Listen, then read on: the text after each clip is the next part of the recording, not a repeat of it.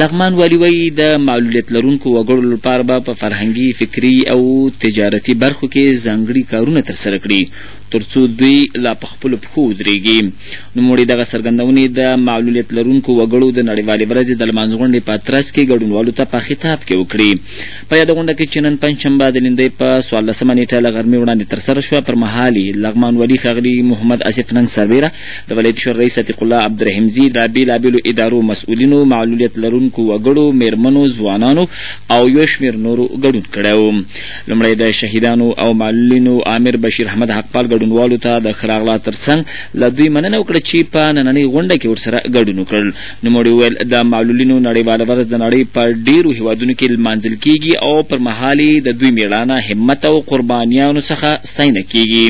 هغه ویل په لغمان ولایت کې 12200 د شهیدانو کورنۍ او معلولین له دوی سره ثبت او راجستر دي. حقپال وایي هڅه کوي چې د لغمان ولایت د ټولو شهیدانو او معلولینو حقوق به په خپل وخت سره د شهیدانو کورنۍ او معلولینو ته وسپاري. ورپسې د ولایتي شورا رئیس عتیق الله عبدالرحیمزي هم د شهیدانو په میړانه او همت خبرې وکړي او دوی ته یې د ولایتي شورا په استازولۍ د هر ډول مرستې او همکارۍ ډاډ ورکړ. بلخوا په ختیځ زون کې د سویډن مؤسسې د معلولینو د برخې مسؤل ډاکټر حفیظ الله ویل مؤسسه تل د معلولیت لرونکو وګړو سره په لغمان کې د حرفوي زده کړو او کاروبار په برخو کې مرسته او همکاري کوي. بلخوا د معلولیت لرونکو وګړو په استازولۍ حفیظ الله، د دیني عالمانو په استازولۍ مولوي سمیع الله هم خبرې وکړي او د معلولیت لرونکو وګړو غوښتنې او ستونزې د لغمان والي سره شریکې کړي. په ورته مهال لغمان والي ښاغلي محمد آصف ننګ د شهیدانو او معلولینو عامر بشیر احمد حقپال څخه مننه وکړه چې د حقداره خلکو ورځې د یوې سترې غونډې په جریان کې ولمانځله. نوموړي ویل په افغانستان کې وروستیو جنګونو او جګړو ډېری ځوانان شهیدان او معلولین کړل چې له امله یې په ټولنه کې فقر او بېوزلي ډېره شوې.